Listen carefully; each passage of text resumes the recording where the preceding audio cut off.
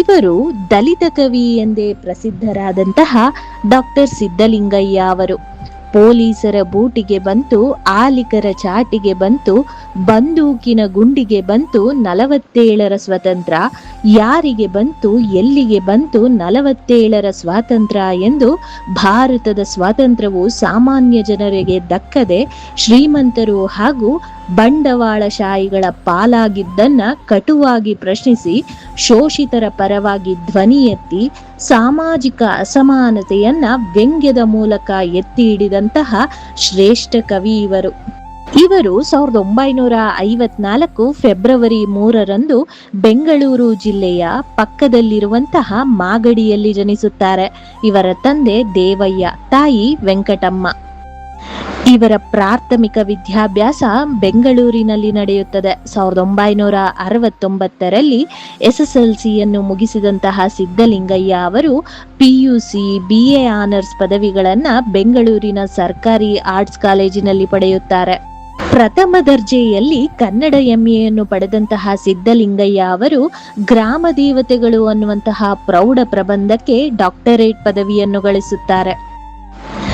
ಕನ್ನಡ ಅಭಿವೃದ್ಧಿ ಪ್ರಾಧಿಕಾರದ ಅಧ್ಯಕ್ಷರಾಗಿ ಹಾಗೂ ಕನ್ನಡ ಪುಸ್ತಕ ಪ್ರಾಧಿಕಾರದ ಅಧ್ಯಕ್ಷರಾಗಿ ಸೇವೆಯನ್ನು ಸಲ್ಲಿಸುತ್ತಾರೆ. ಬೆಂಗಳೂರು ವಿಶ್ವವಿದ್ಯಾಲಯದ ಕನ್ನಡ ಪ್ರಾಧ್ಯಾಪಕರಾಗಿ ಕಾರ್ಯನಿರ್ವಹಿಸುತ್ತಾರೆ. ಹಂಪಿ ಕನ್ನಡ ವಿಶ್ವವಿದ್ಯಾಲಯದಿಂದ ನಾಡೋಜ ಪ್ರಶಸ್ತಿ ಹಾಗೂ ಭಾರತ ಸರ್ಕಾರದ ಪ್ರತಿಷ್ಠಿತ ಪದ್ಮಶ್ರೀ ಪ್ರಶಸ್ತಿ ಸೇರಿದಂತೆ ಹಲವಾರು ರಾಜ್ಯ ಮತ್ತು ರಾಷ್ಟ್ರ ಮಟ್ಟದ ಗೌರವಗಳಿಗೆ ಭಾಜನರಾಗಿದ್ದರು. ಕನ್ನಡ ಸಾರಸತ್ವದ ಲೋಕದ ದಿಗ್ಗಜರಾಗಿದ್ದಂತಹ ಇವರು ಕೋವಿಡ್ ಸೋಂಕಿನಿಂದ 2021 ಜೂನ್ 11ರಂದು ನಿಧನರಾಗುತ್ತಾರೆ. ಇವರ ಕೆಲವು ವಿಶೇಷವನ್ನು ನೋಡುವುದಾದರೆ, ಡಾಕ್ಟರ್ DR ನಾಗರಾಜ್ ಅವರು ಸಿದ್ದಲಿಂಗಯ್ಯನವರನ್ನ ದಲಿತರ ಆದಿಕವಿ ಎಂದು ಗೌರವಿಸಿದ್ದಾರೆ. ಕಡೆಗಣಿಸಲ್ಪಟ್ಟಂತಹ ಜಗತ್ತಿನ ಸಾಂಕೇತಿಕ ದನಿ ಹೊಸ ಯುಗಧರ್ಮವೊಂದಕ್ಕೆ ಬಾಯಿ ಕೊಟ್ಟ ಮೊಟ್ಟ ಮೊದಲ ಕಾವ್ಯ ಎಂದು ವಿಮರ್ಶಕರು ಸಿದ್ದಲಿಂಗಯ್ಯನವರ ಕಾವ್ಯವನ್ನು ಕೊಂಡಾಡಿದ್ದಾರೆ. ಸಿದ್ದಲಿಂಗಯ್ಯನವರ ಕವನಗಳ ಮೇಲೆ ಮಾರ್ಕ್ಸ್ ಮತ್ತು ಅಂಬೇಡ್ಕರರ ಚಿಂತನೆಗಳ ಪ್ರಭಾವವಿದ್ದು, ಇವರ ಕವನಗಳು ಕೆಂಪು ಸೂರ್ಯ ಎಂಬ ಹೆಸರಿನ ಧ್ವನಿಸುರುಳಿಯಲ್ಲಿ ದಾಖಲೆಯಾಗಿರುವಂಥದ್ದು. ಇವರ ಸಂಶೋಧನಾ ಮಹಾಪ್ರಬಂಧವಾದಂತಹ ಗ್ರಾಮ ದೇವತೆಗಳು ಅನ್ನುವಂಥದ್ದು ಜಾನಪದ ಅಧ್ಯಯನ ಕ್ಷೇತ್ರದಲ್ಲಿ ಬಹುಮನ್ನಣೆಯನ್ನು ಪಡೆದಂತಹ ಕೃತಿ.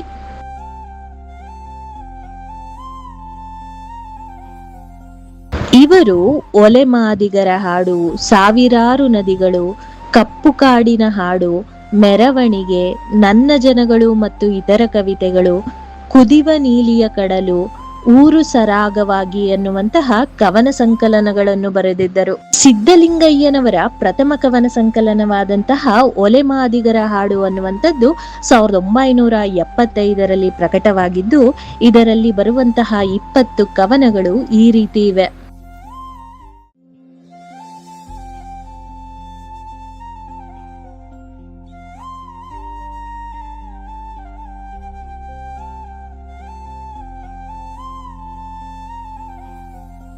ಈ ಸಂಕಲನ ಕನ್ನಡದ ಬರವಣಿಗೆಗೆ ಅರ್ಥಪೂರ್ಣವಾದ ಹೊಸ ದಿಕ್ಕನ್ನು ತೋರಿಸಿಕೊಟ್ಟಂತಹ ಸಾಂಸ್ಕೃತಿಕ ಮಹತ್ವವನ್ನು ಹೊಂದಿದೆ. ತನ್ನೆಲ್ಲ ನೋವು ಹಾಗೂ ಚಾರಿತ್ರಿಕವಾದ ದೀರ್ಘಕಾಲದ ಸುಲಿಗೆಯ ಪೂರ್ಣ ಕಥನವನ್ನ ತಟ್ಟನೆ ವ್ಯವಸ್ಥೆಯ ಮುಖಕ್ಕೆ ಹೊಡ್ಡಿ ಹೇಳುವಂತಹ ರೊಚ್ಚು ಮತ್ತು ಎದೆಗಾರಿಕೆಯ ಸಂಕೇತವಾಗಿ ಈ ಸಂಕಲನದ ಶೀರ್ಷಿಕೆಯು ಕಾಣಿಸಿಕೊಂಡಿದೆ. ಈ ಕೃತಿಯು ನಾಡಿನಲ್ಲಿದ್ದಂತಹ ಚಿಂತನಶೀಲ ಸಾಹಿತ್ಯ ಅಭ್ಯಾಸಿಗಳ ಗಮನವನ್ನ ಸೆಳೆದಂತಹ ಮಹತ್ವ ಕೃತಿಯಾಯಿತು. ಈ ಒಲೆಮಾದಿಗರ ಹಾಡು ಅನ್ನುವಂಥದ್ದು ತಲೆಬರಹವೇ ಸೂಚಿಸುವಂತೆ ಅಸ್ಪೃಶ್ಯರ ಹಾಡು. ಈ ಹಾಡುಗಳಲ್ಲಿ ಮುಖ್ಯವಾಗಿ ಕಂಡುಬರುವುದು ಸಿಟ್ಟು. ಈ ಹಾಡುಗಳನ್ನು ಗಟ್ಟಿಯಾಗಿ ಲಯಬದ್ಧವಾಗಿ ಹಾಡಿದಾಗ, ಓದಿಕೊಂಡಾಗ ಮಾತ್ರ ನನ್ನ ರಚನೆಯ ಉದ್ದೇಶ ಸ್ಪಷ್ಟವಾಗುತ್ತದೆ ಎಂದು ಕವಿ ಸಿದ್ದಲಿಂಗಯ್ಯ ಅವರು ತಮ್ಮ ಕವನ ಸಂಕಲನದ ಬಗ್ಗೆ ಹೇಳಿಕೊಂಡಿದ್ದಾರೆ. ಸಾವಿರಾರು ನದಿಗಳು ಅನ್ನುವಂಥದ್ದು 1979ರಲ್ಲಿ ಪ್ರಕಟವಾದಂತಹ ಸಿದ್ದಲಿಂಗಯ್ಯನವರ 2ನೇ ಕವನ ಸಂಕಲನ. ಈ ಸಂಕಲನದಲ್ಲಿ ಒಟ್ಟು 17 ಕವನಗಳಿದ್ದು ಅವುಗಳನ್ನು ಈ ರೀತಿ ನೋಡಬಹುದು.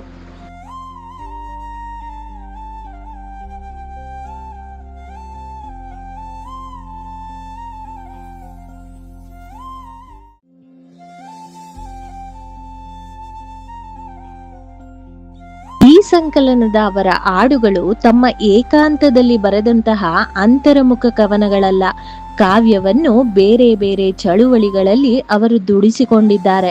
ದಲಿತ ಹೋರಾಟದ ಮುಖವಾಣಿಯಾಗಿರುವಂತಹ ಹಾಡುಗಳು, ನಾಟಕಗಳಿಗೆ ಬರೆದ ಹಾಡುಗಳು, ಸರ್ವಾಧಿಕಾರಿ ವಿರೋಧಿ ಚಳುವಳಿಗಳಲ್ಲಿ ಬರೆದಂತಹ ಹಾಡುಗಳು ಈ ಸಂಕಲನದಲ್ಲಿವೆ.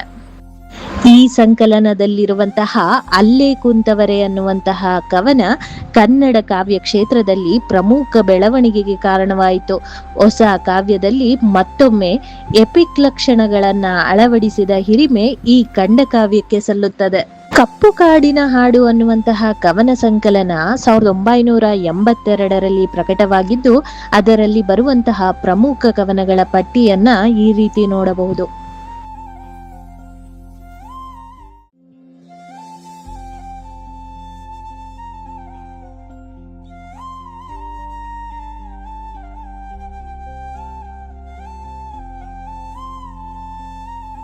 ಇವರ ಸಾವಿರಾರು ನದಿಗಳು, ಹೊಲೆಮಾದಿಗರ ಹಾಡು ಅನ್ನುವಂತಹ ಕವನ ಸಂಕಲನಗಳಲ್ಲಿರುವಂತಹ ರೋಷ, ಭೀಷಣ ಸಾಲುಗಳು ಇಲ್ಲಿ ಕಾಣುವುದೇ ಇಲ್ಲ.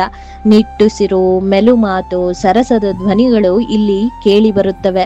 ಆದ್ದರಿಂದ ವೇಗದ ಅಬ್ಬರದ ಲಯ ಈ ಸಂಕಲನದಲ್ಲಿಲ್ಲ. ಇವರು ಬರೆದಂತಹ ನಾಟಕಗಳನ್ನು ನೋಡುವುದಾದರೆ ಪಂಚಮ, ನೆಲಸಮ, ಏಕಲವ್ಯ ಅನ್ನುವಂತಹ ನಾಟಕಗಳನ್ನ ಬರೆದಿದ್ದರು. ಪಂಚಮ ನಾಟಕವು ಒಂದು ಸಂದರ್ಶನದ ಮೂಲಕ ಆರಂಭವಾಗುವಂಥದ್ದು. ಸಂದರ್ಶಕ ಹಯವದನ ರಾವ್ ಅವರಲ್ಲಿಗೆ ಅನೇಕ ಮಂದಿ ಸಂದರ್ಶನಕ್ಕಾಗಿ ಬರುತ್ತಾರೆ. ಮುಂದೆ ಉದ್ಯೋಗಕ್ಕೆ ಸೇರಬಯಸುವ ದಲಿತ ಅಭ್ಯರ್ಥಿಗಳಿಗೆ ಪೂರ್ವಭಾವಿಯಾಗಿ ತರಬೇತಿ ಕೊಡಿಸುವ ಉದ್ದೇಶದಿಂದ ಈ ಸಂದರ್ಶನವನ್ನು ಸಿದ್ಧಪಡಿಸಲಾಗಿದೆ. ಪುರೋಹಿತ ಮತ್ತು ಅಧಿಕಾರಶಾಹಿಯು ದಲಿತರನ್ನು ಕೀಳಾಗಿ ಕಾಣುವುದನ್ನ ಈ ನಾಟಕ ಚಿತ್ರಿಸಿರುವಂತದ್ದು. ನೆಲಸಮ ನಾಟಕದ ವಸ್ತು ಕೊಳಚೆ ನಿರ್ಮೂಲನ ಕಾರ್ಯಕ್ಕೆ ಸಂಬಂಧಿಸಿದ್ದಾಗಿದೆ. ಚಂದ್ರಮ್ಮ ರಾಣಿಯ ಮಗ ವಿಜಯ ಅರಮನೆಯಿಂದ ಹೊರಬರುವಾಗ ಅವನ ಮೂಗಿಗೆ ಏನೋ ವಾಸನೆ ಬಡಿಯುತ್ತದೆ. ಈ ವಾಸನೆಯ ಮೂಲ ಎಲ್ಲಿದೆ ಎಂದು ತಿಳಿದುಕೊಂಡು ಬರಲು ಆಳುಗಳನ್ನು ಕಳುಹಿಸುತ್ತಾನೆ. ಈ ವಾಸನೆ ಪಕ್ಕದ ಕೊಳಗೇರಿಯಿಂದ ಬರುತ್ತಿರುವುದಾಗಿ ತಿಳಿದು ಬರುತ್ತದೆ. ವಿಜಯ ಈ ವಿಷಯವನ್ನ ತನ್ನ ತಾಯಿ ಚಂದ್ರಮ್ಮನಿಗೆ ತಿಳಿಸುತ್ತಾನೆ. ಭಾರತದ ಸೌಂದರ್ಯವನ್ನು ಕಾಪಾಡಲು, ಶ್ರೀಮಂತರು ಆರೋಗ್ಯದಿಂದಿರಲು, ವಿಜಯನ ತನ್ನ ಈ ಕೆಟ್ಟ ವಾಸನೆಯಿಂದ ವಿಮುಕ್ತಿಯಾಗಲು ಅಲ್ಲಿಯ ಗುಡಿಸಲುಗಳನ್ನ ನಾಶ ಮಾಡುವುದರೊಂದಿಗೆ ಈ ನಾಟಕ ಕೊನೆಗೊಳ್ಳುತ್ತದೆ. ಇವರ ಏಕಲವ್ಯ ಅನ್ನುವಂತಹ ನಾಟಕ ಕಾಡು ಮತ್ತು ನಾಡುಗಳನ್ನ ಮುಖಾಮುಖಿಯಾಗಿಸುವಂಥದ್ದು. ಇದು 1984ರಲ್ಲಿ ಪ್ರಕಟಗೊಳ್ಳುತ್ತದೆ. ಇದು ಮಹಾಭಾರತದ ಏಕಲವ್ಯನಿಗೆ ಸಂಬಂಧಿಸಿದ ಕಥೆಯನ್ನು ಒಳಗೊಂಡಿರುವಂಥದ್ದು. ಇವರು ಬರೆದಂತಹ ವಿಮರ್ಶಾ ಕೃತಿಗಳು ಅಕ್ಕಿನೋಟ, ರಸಗಳಿಗೆಗಳು, ಎಡಬಲ, ಉರಿಕಂಡಾಯ ಅನ್ನುವಂಥದ್ದು. ಇವರ ಹಕ್ಕಿ ನೋಟ ಅನ್ನುವಂತಹ ವಿಮರ್ಶಾ ಕೃತಿ 1990ರಲ್ಲಿ ಪ್ರಕಟವಾಗಿದ್ದು ವಿಶೇಷ ಪೂರ್ಣವಾದಂತಹ ಲೇಖನಗಳನ್ನು ಒಳಗೊಂಡಿರುವಂಥದ್ದು. ಈ ಅಕ್ಕಿ ನೋಟ ಅನ್ನುವಂತಹ ವಿಮರ್ಶಾ ಕೃತಿಯಲ್ಲಿ ಬರುವಂತಹ ಪ್ರಮುಖ ಲೇಖನಗಳನ್ನು ನೋಡುವುದಾದರೆ ಅವುಗಳು ಈ ರೀತಿ ಇರುವಂಥದ್ದು.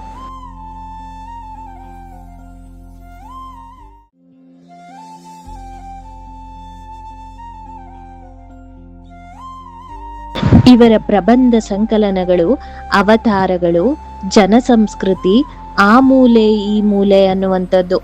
ಇವರ ಭಾಷಣ ಸಂಪುಟಗಳನ್ನು ನೋಡುವುದಾದರೆ ಸದನದಲ್ಲಿ ಸಿದ್ಧಲಿಂಗಯ್ಯ ಭಾಗ 1 ಮತ್ತು 2 ಅನ್ನುವಂಥದ್ದು. ಸಮಕಾಲೀನ ಕನ್ನಡ ಕವಿತೆ, ಆಧುನಿಕ ಕನ್ನಡ ಸಂಚಯ, ವಿಚಾರವಾಹಿನಿ, ಡಾಕ್ಟರ್ BR ಅಂಬೇಡ್ಕರ್ ಅವರ ಆಯ್ದ ಬರಹಗಳು ಅನ್ನುವಂಥದ್ದು ಇವರ ಸಂಪಾದಿತ ಕೃತಿಗಳು. ಇವರು ಬರೆದಂತಹ ಸಮಗ್ರ ಸಾಹಿತ್ಯವು 6 ಸಂಪುಟಗಳಲ್ಲಿ ಪ್ರಕಟವಾಗಿದ್ದು ಅವುಗಳು ಈ ರೀತಿ ಇವೆ.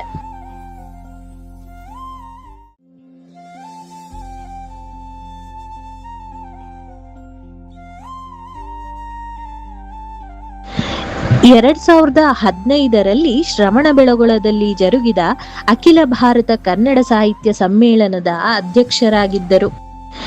ಇವರು ಬರೆದಂತಹ ಕವನಗಳು ಕರ್ನಾಟಕದಲ್ಲಿ ದಲಿತರ ಮತ್ತು ರೈತರ ಹೋರಾಟದ ಹಾಡುಗಳಾಗಿ ಪರಿವರ್ತಿತವಾಗುವ ಮೂಲಕ ಯುವ ಕ್ರಿಯೆ ಪರಿಣಾಮಕಾರಿಯಾಗಿ ನಿರೂಪಿತವಾಗಿದೆ.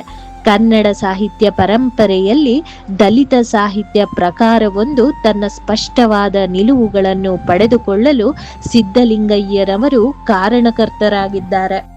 ಸಾಹಿತ್ಯ ಕ್ಷೇತ್ರದಲ್ಲಿ ಅಪಾರ ಸೇವೆ ಸಲ್ಲಿಸಿರುವಂತಹ ಸಿದ್ಧಲಿಂಗಯ್ಯ ಅವರ ಈ ಕಿರು ಮಾಹಿತಿ ಇಷ್ಟವಾದಲ್ಲಿ ಈ ವಿಡಿಯೋವನ್ನ ಶೇರ್ ಮತ್ತು ಲೈಕ್ ಮಾಡುವುದನ್ನು ಮರೆಯಬೇಡಿ. ಜೊತೆಗೆ ನಿಮ್ಮ ಅನಿಸಿಕೆಯನ್ನ ಕಮೆಂಟ್ ಮೂಲಕ ತಿಳಿಸಿ. ಧನ್ಯವಾದಗಳು.